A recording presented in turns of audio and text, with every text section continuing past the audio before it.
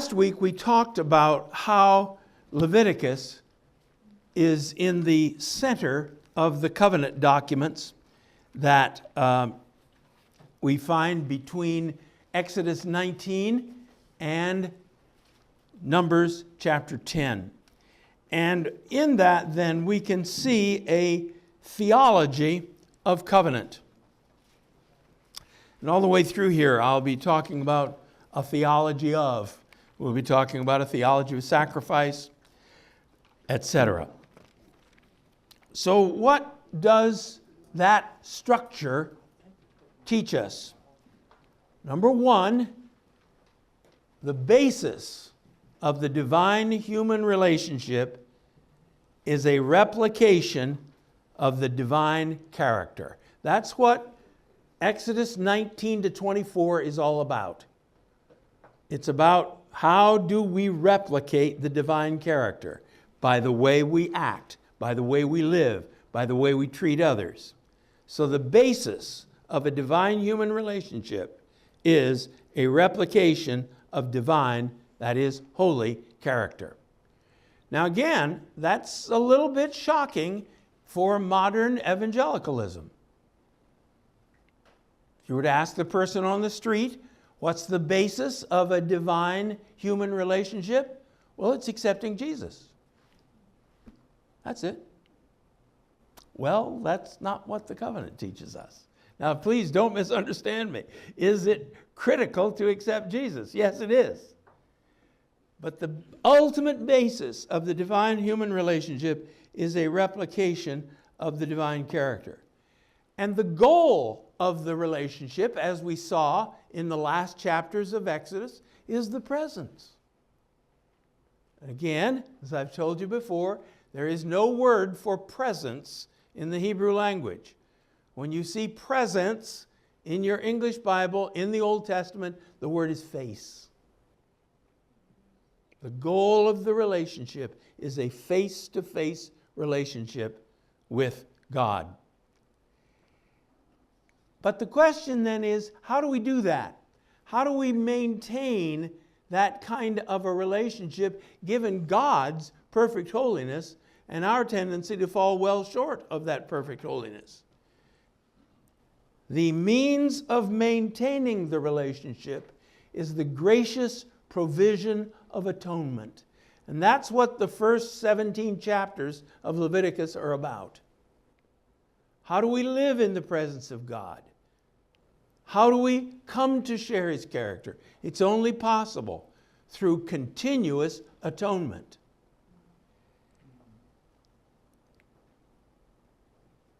And the expression of the relationship then is in living a life like God's, a holy life. It is when we are living out His life in His presence on the basis of His atonement that we indeed are truly being saved. So that's what Exodus 19 to Numbers 10 would teach us, distilled down into some theological statements. So, a holy life? The Hebrew word for holy is kadosh, and then the various forms of that word that we find.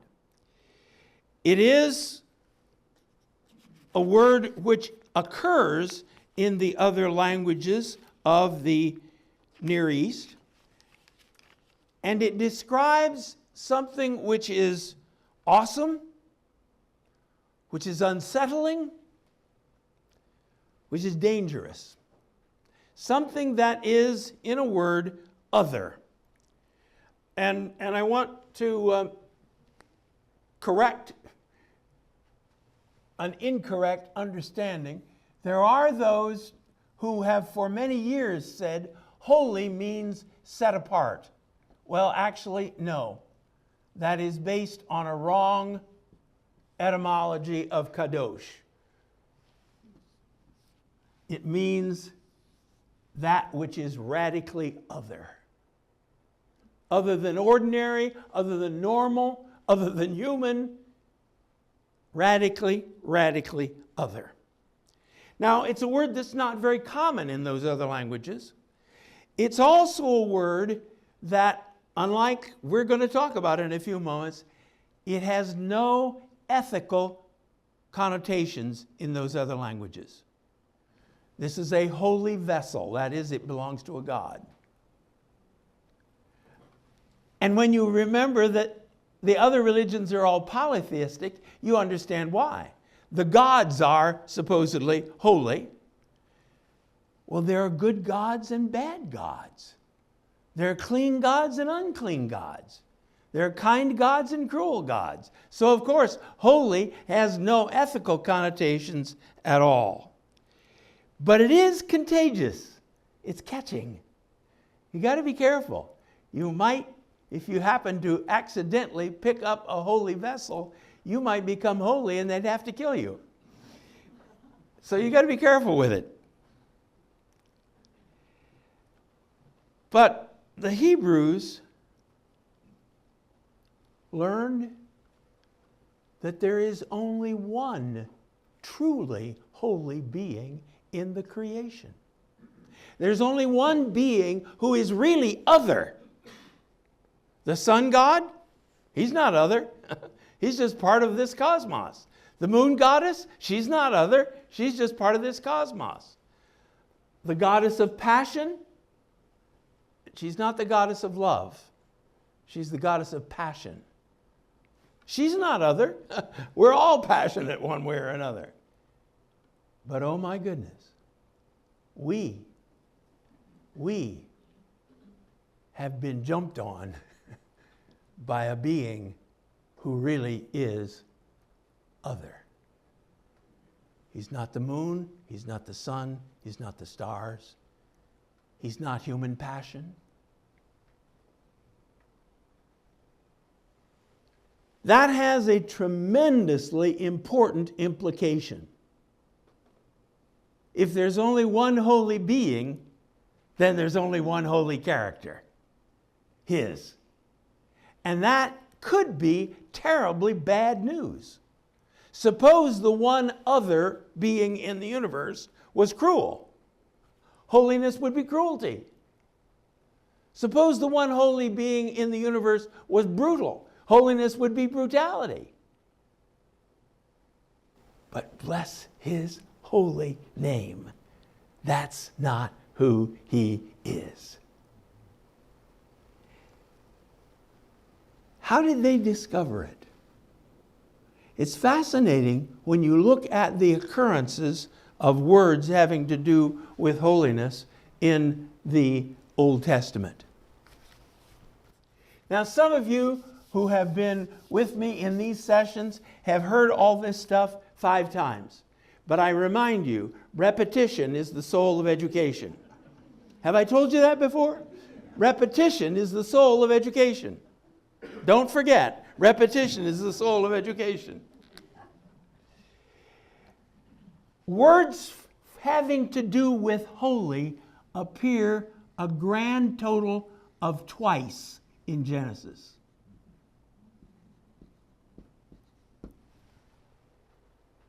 The first one is, he made the Sabbath day holy. That day is other than all the other days. Tragically, we have almost completely lost that. There is no concept of Sabbath anywhere else in the ancient world. This other God says, I've made that day other. It's not like the other 6 days. It's an other day. So that's one of them. The other one is kind of shocking. The word for cult prostitute is kadesha.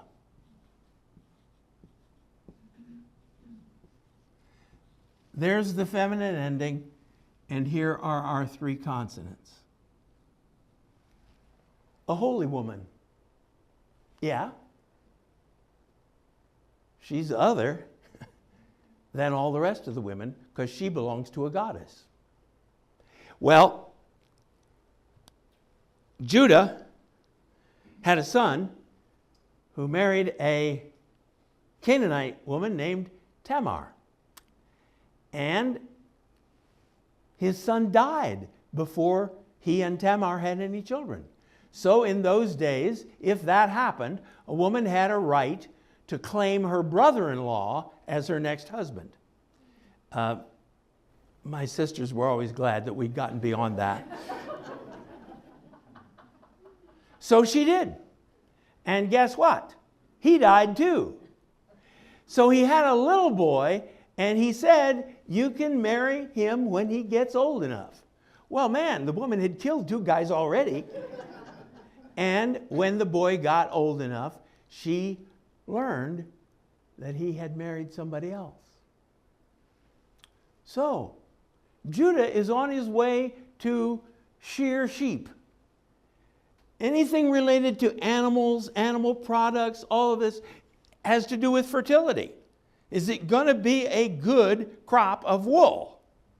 So, on his way, he stopped off to see his local holy woman. As I said last week, you want the gods to do sexual things for you? You do sexual things to them. It was Tamar. She was dressed up like a holy woman. You'll find her name in Jesus' genealogy. God redeems. Well, that's free. Anyway, 2 times in Genesis. 2, period. When's the next one? The next one is in Genesis chapter 3. Excuse me, Exodus 3.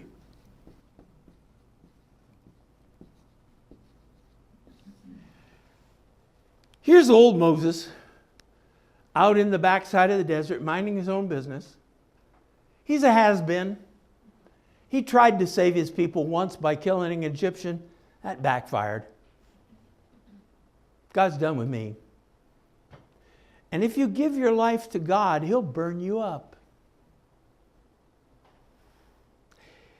And looky at that bush. It's burning like a house afire, and it's not getting burned up. I think I'll see that. Moses, the bush knows my name.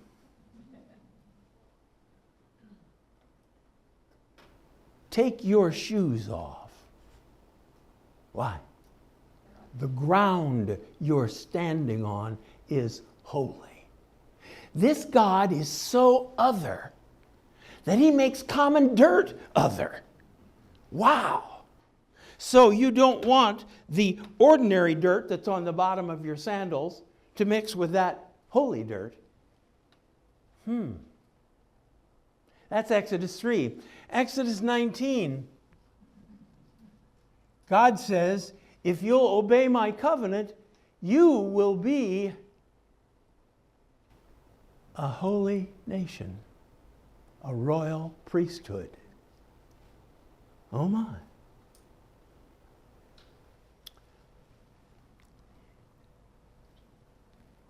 Earlier than that, in Exodus 15, Moses had said, that's a pretty bad 5, isn't it? Moses had said in his song of deliverance after the Red Sea crossing, there is none holy like you. You really are other.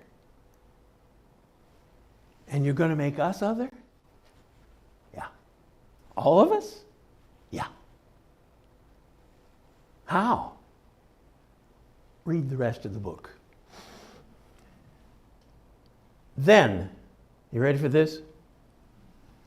Exodus 24 to 40.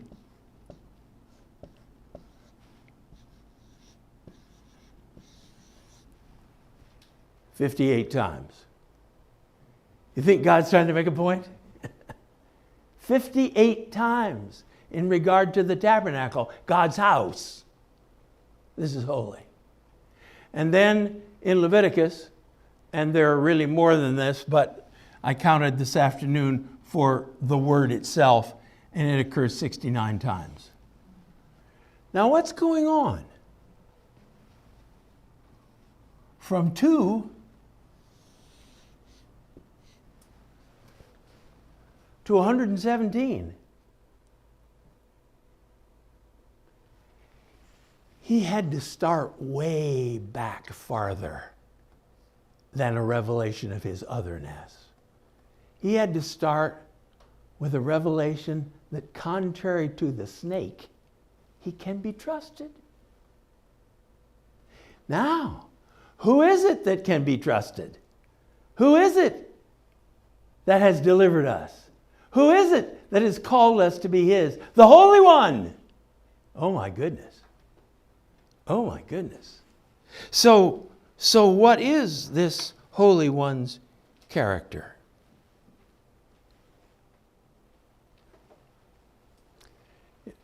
I'll give you a little Hebrew here as we go along. He is consistently good. Oh, give thanks to the Lord, for he is good. Good. He's for us. He's constructive, not destructive. He wants the best for us, not the worst. He's good. And when you put this word together with its opposite number, ra, we'll say good and evil. But good is that which conforms to creation patterns. Ra, evil, is that which does not conform to creation patterns. God is never inconsistent with the way he has made the world, and he has made the world good. He's consistently good. He is absolutely reliable. There are two words here, emet and emunah, both of which get translated true. He is true. But when we think of that, when we say, well, God is true, we tend to think, well, he's got all the facts right. That's not the point here. He does have all the facts right. But the point here is, he is absolutely true to his word. You can depend on him to the end. He is true. And that's what no God ever was in the ancient world. What good is it being a God if you got to keep your word? Humans don't keep their word. And the gods, being humans written large, they don't keep their word either. But this God does. What is it with him? He'll even keep his word when it's not to his advantage. Oh my goodness. And every time you read faithful in your Old Testament, that's one of those two words. He's true. And that has led us in the Western world to believe there's such a thing as truth. If the one creator of the universe is true, then we can expect that there are things in his world that are true, whether you like it or not. I just think it's so ironic that you hear people saying, oh, there's no such thing as truth. Stand out here in the road in front of an 18-wheeler and tell me there's no truth. But it's just in the spirit world that we want to deny that there's anything dependable, anything real, anything certain. God says it's true across the board. Well, another 2 hours and I'll be done. He always does what is right. The Hebrew word is tzedakah. He always does the right thing. Again, he'll do it whether it's to his advantage or not. You can trust him to do the right thing in your life. What is correct for you and who you are and what you're becoming. We'll often say righteous, and that gets overlaid with a lot of kind of touchy morality stuff. But it's really much more basic than that. He will do right. Praise his name.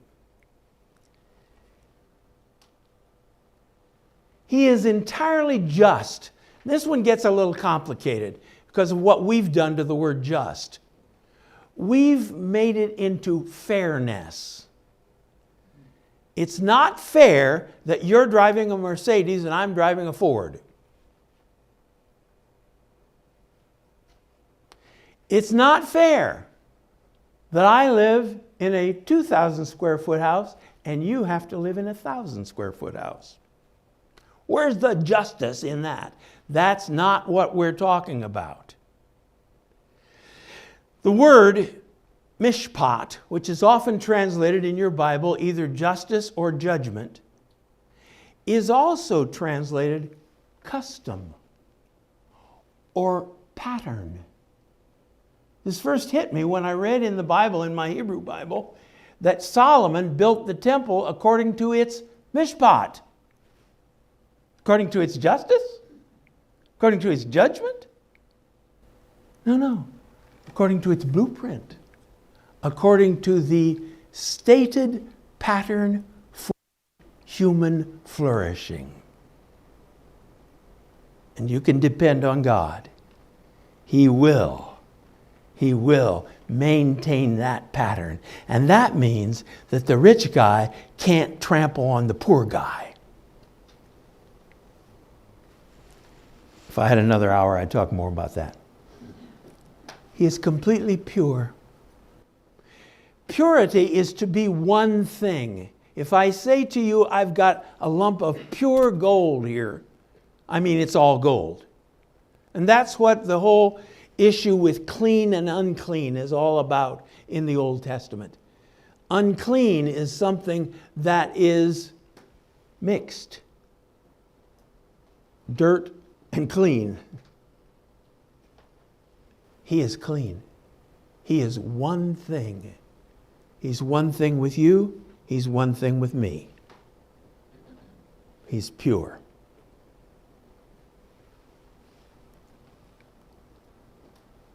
He is productive of joy.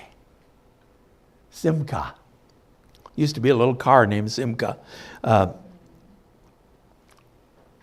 joy wagon. Do you read about what he does and the result of that? The trees, the hills, the mountains will break forth into singing when he is present. We will come to his city with joy crowning our heads. He makes life worth living. That's holiness. And finally, bottom line, he is wholly loving. Again, most of you, I hope some of you could even quote me, but you can't translate this word with any single English word. I checked in my NIV concordance recently. There are 21 different translations for this word. Love, grace, mercy, kindness, steadfast love, unfailing love, loving kindness, and it goes on and on. This is not a warm, fuzzy affection. This is choosing the best for another at whatever cost to yourself. Now, I'm here to tell you, you're probably better than I am. I don't like everybody. Isn't that awful? So how in the world can God tell me I got to love everybody? You don't have to like people to genuinely wish their best. You can put it another way. This word hesed is the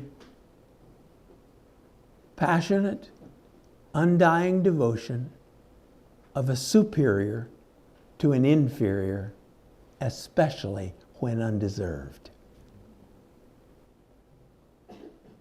This is what you see throughout the Old Testament. This is a word that is unknown in any other Semitic language. That's remarkable. Most Hebrew words have cognates in Arabic or Aramaic or some of the other Semitic languages. Not this one. I think Abraham had to coin it. It first shows up in the Abraham story. He has met a God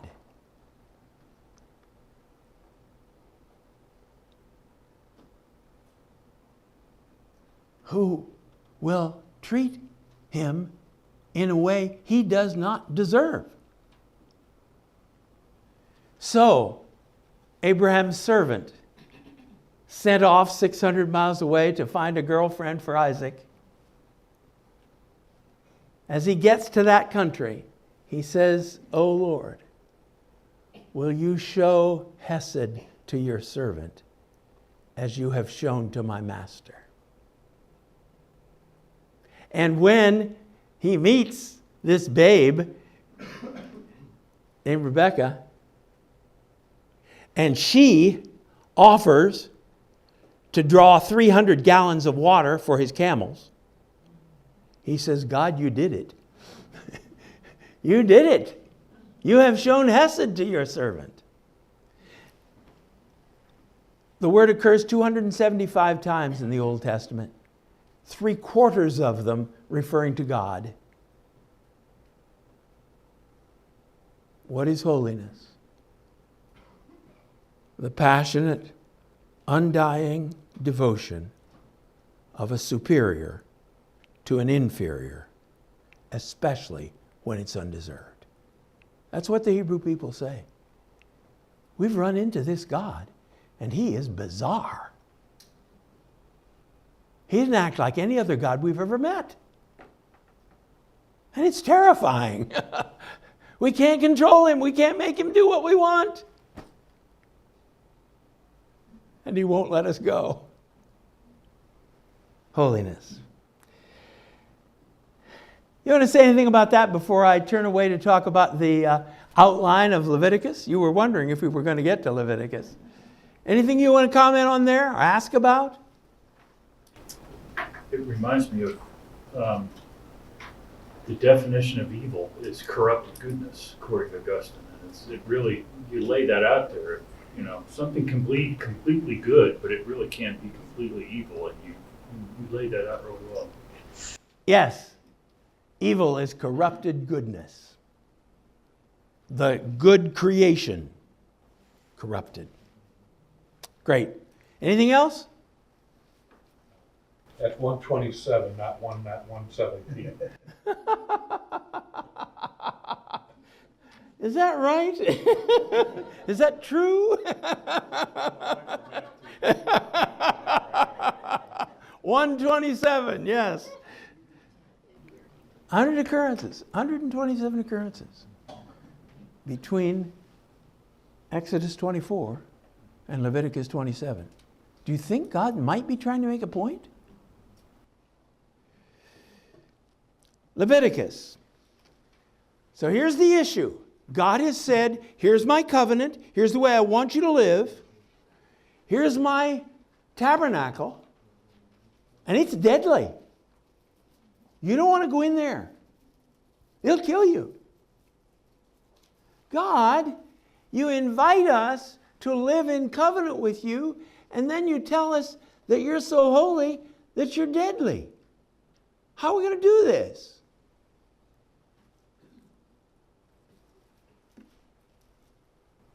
Atonement, the way to holiness.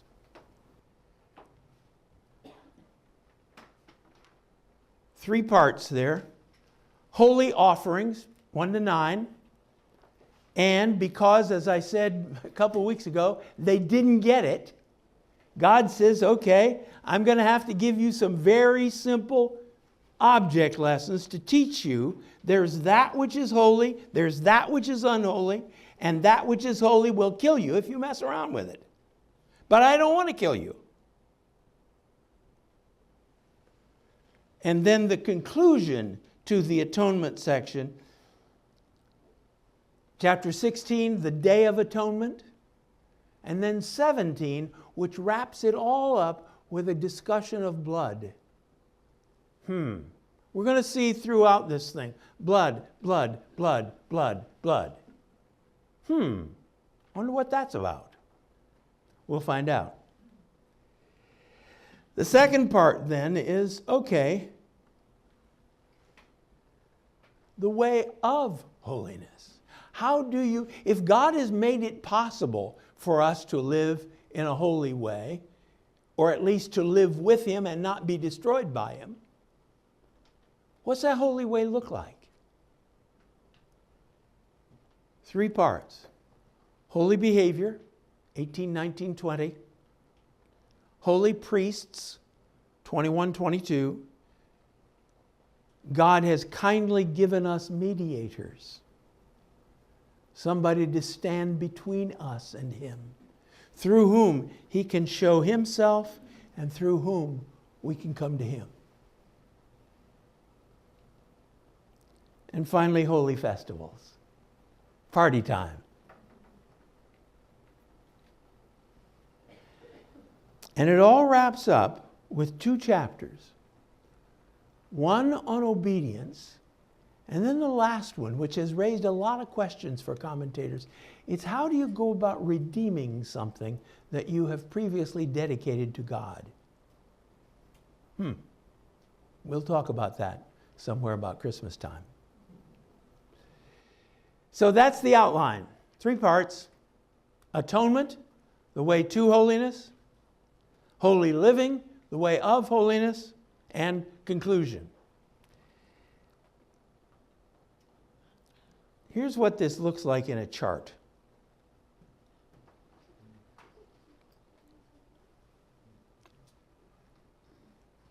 Chapters 1 to 9, the manual of sacrifice. Holy offerings. Sacrifices and priests. Priests are talked about in chapters 8 and 9.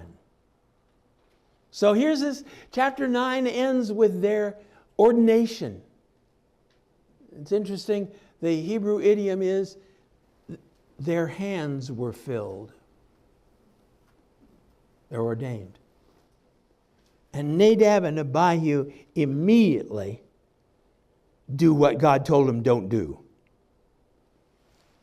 You sort of hear God saying, ay, ay, ay, ay, ay. The mediators, the one who are to teach this, the one who are to example this, they're the ones that blow it. Okay, you didn't get it?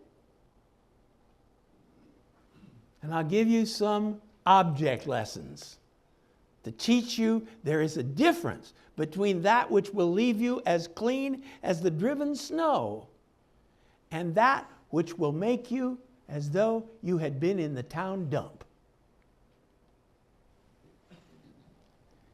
Now then, we'll finish what I planned to finish in chapters 1 to 9, the Day of Atonement.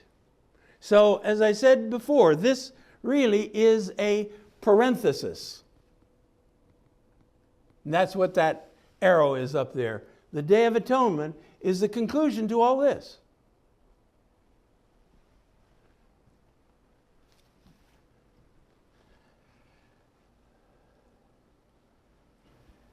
And as I said, it all wraps up with this chapter on the significance of blood. What you can do and what you can't do with blood. Then we turn to holy living, holy behavior, holy priests, holy festivals, and the conclusion in 26 and 27. So what we see here then is that chapters 16 and 17 are pivotal.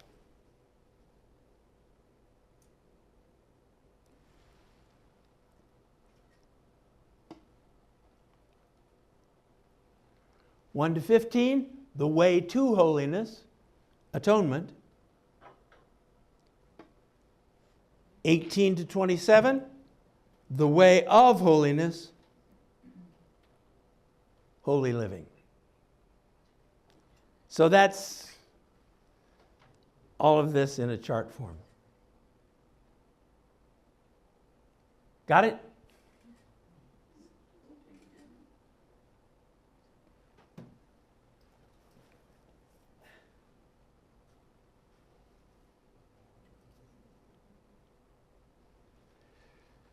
Okay, let's talk about that first section now. Atonement, the means of maintaining the relationship.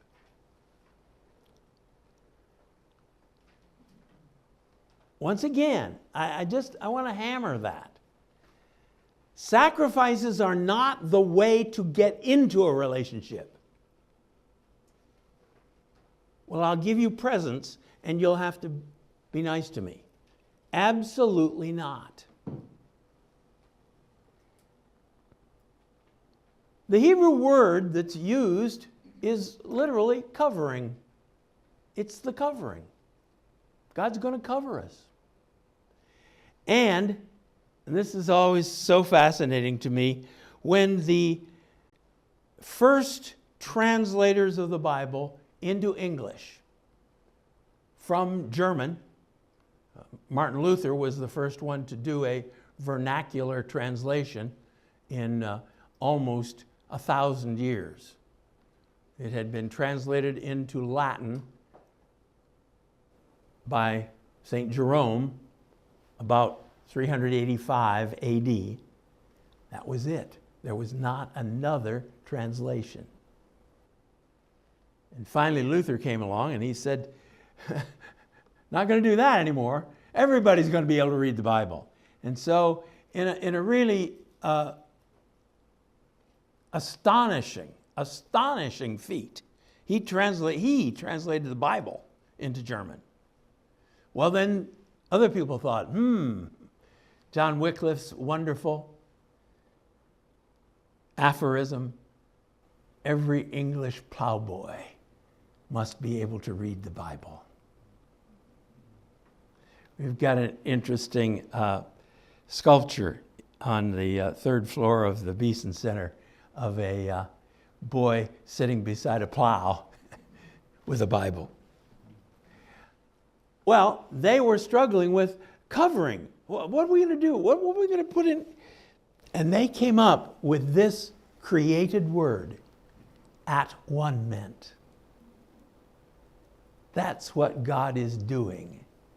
He's making it possible for you and me to be at one with God.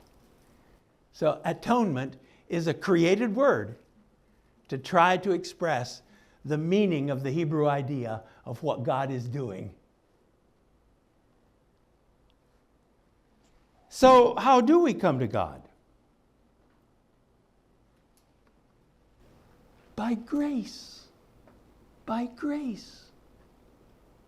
How did Abraham come to God? And this is, Paul got a hold of this. See, the Pharisees messed it up. Best people on earth. I mean, you talk about good people. The Pharisees were good people. They were so good it made you sick. But they figured it out. The way to earn God's favor is to keep all these laws exactly right. And Paul says, well, then what about Abraham?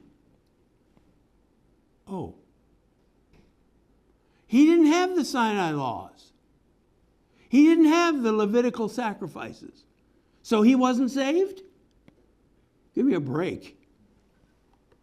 And in fact, the truth is, it's not only Abraham, it's every person in the Old Testament. There was nobody saved by keeping the law. They were all saved by grace. What were the Hebrew people saved by? Grace. They were not saved by keeping the law. It hadn't been given to them yet. It's grace. Thought I might get an amen out of that, but that raises a question.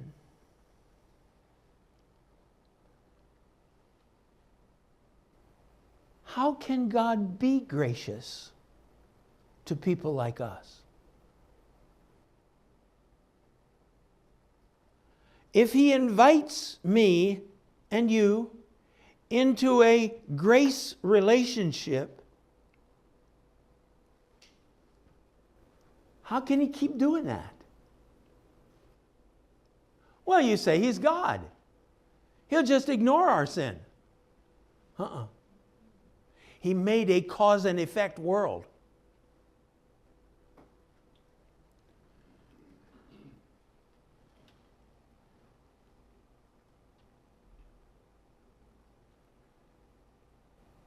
If I take a sledgehammer to my arm, it's going to do bad things to my arm, whether I want it to or not.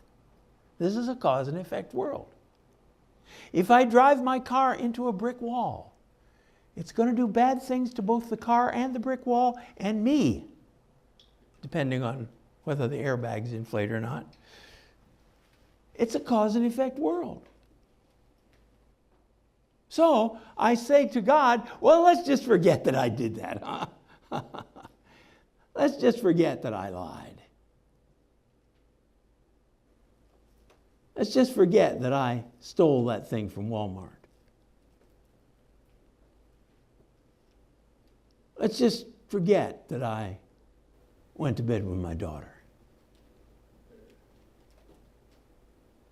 That can't happen. That cannot happen. So on what basis can God offer this grace into which we enter and in which we live? And you're ahead of me. The blood. The blood. The soul that sins shall die. Many of you have heard me use the illustration. I'm on the top of a tall building. I look at the birds soaring around there, and I think, man, it would be nice to fly like that. God is good. So I think I'll just fly a little bit. God says, honey, don't do it.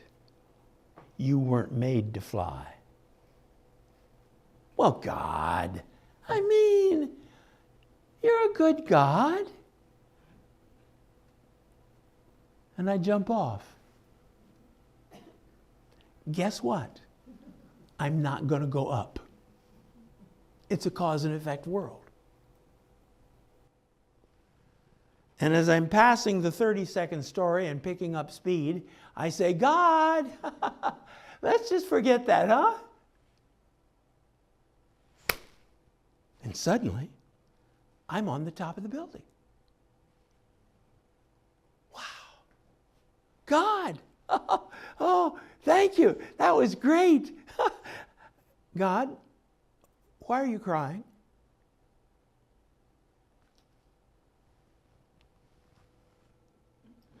God, who's that on the sidewalk? My son.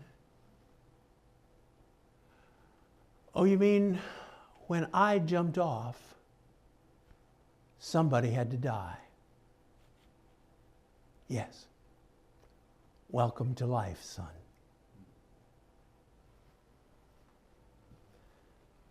That's what atonement is about. At-one-ment. God has covered our sin. In the words of Psalm 51, blotted it out. That's interesting, isn't it? The blood has blotted out all the words of sin.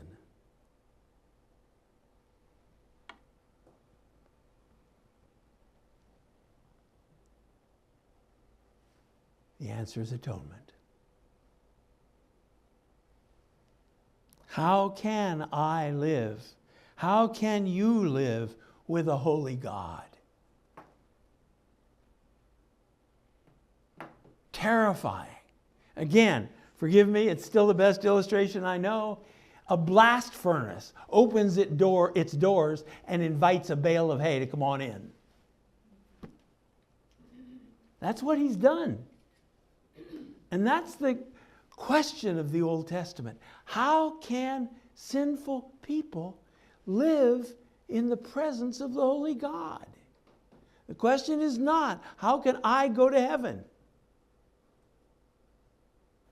The question is, how can you and I live in God's presence without being consumed? And the answer is the blood. The blood. So, yes. How did Moses do it? Pardon? How did Moses do it? He approached God. He was in God's presence. On the basis of Jesus. I mean, God handled all those people in the Old Testament in the knowledge of what had already happened. Christ had died. He was crucified before the foundation of the earth. So, there is both an immediate and a future sense in which this all works. The immediate is teaching. Teaching a theology of atonement. Revealing what has to happen. What's the nature of what God is doing? That's the immediate significance for them at that time of this whole 17 chapters. But there is, of course, also not only the cognitive, where they're learning, there's also the affective. They are experiencing God's holiness, experiencing His forgiveness, experiencing His presence. And then the future, of course, is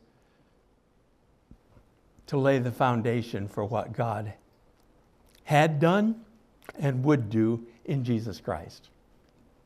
And this is where the book of Hebrews is so wonderful. And you sort of sit with the guy and see him saying, oh man, oh, that's what was going on. Oh, when Psalm 110 says he's going to be of the order of Melchizedek, oh, not the Aaronic order, but. So you just see the lights going on all the way through the book of Hebrews as he's saying, I see what that was about. I see what that was pointing to. And I see how it has been fulfilled and surpassed in Jesus. Okay, we've got about 5 minutes yet, and I want to quickly review for you what is coming now. First of all, we begin with the whole burnt offering. Morning and evening, every day.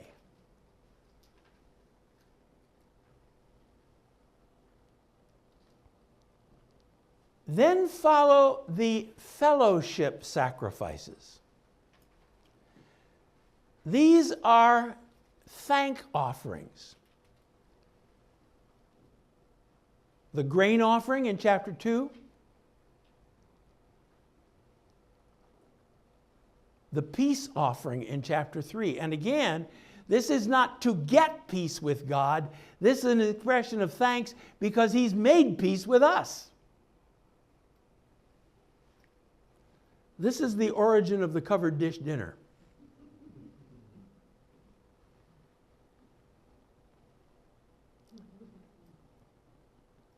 We'll talk about what the whole burnt offering is doing and what its significance is. But I want to kind of hammer on you that the grain offering and the peace offering are both thanksgiving for what God has done. It's not trying to manipulate Him to make Him do something. And I think I've said this before, but I'll say it again. This is the difference between pagan theology of sacrifice and Hebrew sacrifice. And this is where I confess I get a little jumpy with ritualism in some of our Protestant services. In the ancient world, sacrifice was to change the attitude of the god.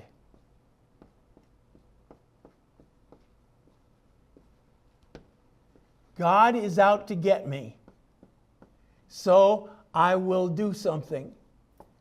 We'll do a little ritual.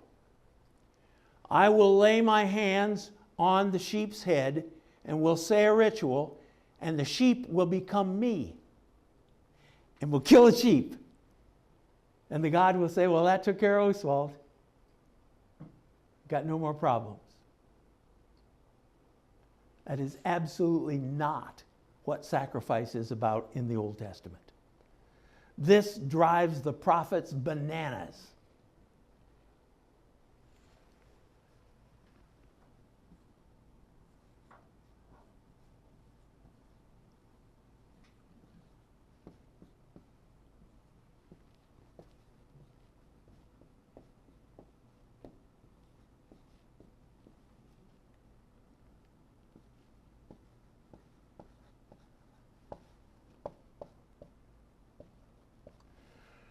Reconciliation, yeah, that's all right.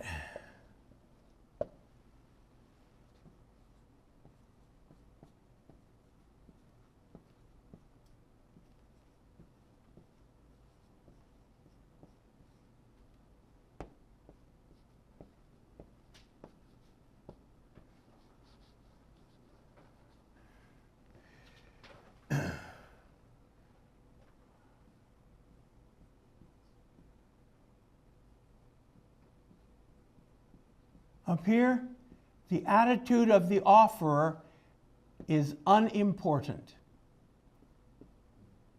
If you do the ritual right, you're going to get what you want.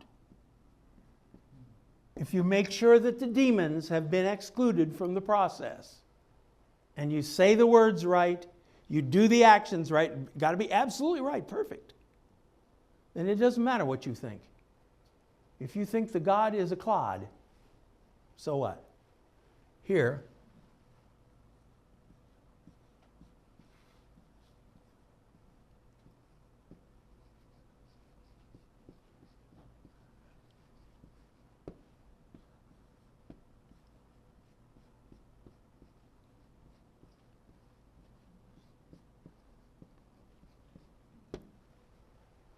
if your heart is not changed, you better stay away from the temple.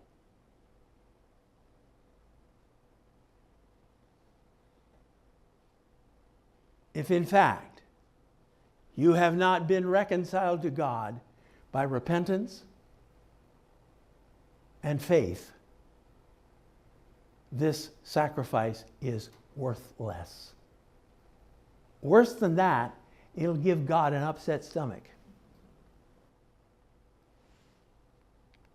So here's another example. I've talked about this before. God is very economical. He uses stuff that people are familiar with. But he changes its significance. The temple looked just like any Canaanite temple looked. One big difference. No idol in the master bedroom, but a box. A box memorializing the fact that these people had sold themselves to God, and God had sold himself to them. Same thing with the sacrificial system. It's almost exactly the same as what the Canaanites were doing, but it's 100% different.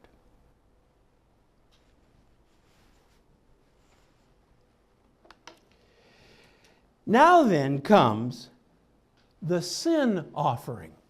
Now then, we're going to buy God off. Guess what? These are only for sins in ignorance or unintentional sins. there is no sacrifice stated for intentional sin.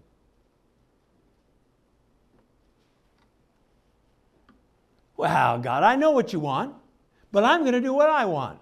And then after that, you can forgive me. And God says, good luck with that.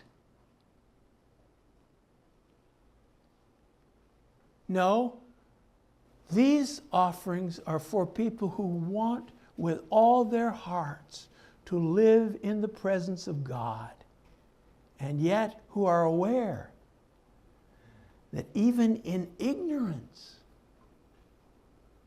they could offend His holiness. The guilt offering, and we'll talk about this, is for slightly different sins. These look to me, and I could be wrong, I've been wrong once before. These look to me like inadvertent sins. You didn't plan on it, but you were caught in it. As you did it, you knew, but you were caught in it at the moment. We'll talk about that. 6 and 7 are a summary and further instructions. Then the priests, and finally, after the interlude, the Day of Atonement. And the Day of Atonement is also, as far as I can see, all for the unintentional, ignorant sins that you may have committed the previous year. This is what David means when he says, you do not desire sacrifice. For what I did, I can't go down to the temple and do a few nice little sacrifices. No. The sacrifice of God is a broken and contrite heart. Then you will be pleased with whole burnt offerings. No. There's no stated sacrifice for what I just did 9 months ago. The only sacrifice for that is a crushed heart. Wow. All right. Questions? Comments?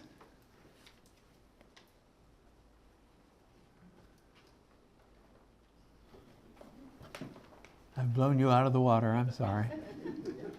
Yes, Nancy? In Hebrews it talks about, and I can't remember where exactly, that the cross even takes care of those in the New Old Testament, or the Old Covenant, I guess. So I guess my question is, obviously people knew the Lord back in the Old Testament. I hope so. So, were just, the part I'm confused about is, were they just saved because they got to know Him and it connected them to the cross? Or? Yes, the whole issue is from Genesis to Revelation, we are saved, we are brought into a redeemed relationship with God by grace through faith. So that they believed as much as they knew, as much as they could, and God basically is saying, that's enough for now. And of course, the thing that the early church came up with when Jesus told Mary, I haven't ascended to the Father yet, they said, aha, He went down into the underworld and presented Himself to the believers there and said, am I what you were believing for? I don't know that that's true at all, but yes, everybody in the Bible who came into a saving relationship with God did so by grace through faith. And the covenant is a teaching device to teach, okay, what does living with God entail? And how can we do that? Okay? Anything else? Okay. Thanks for your patience and endurance.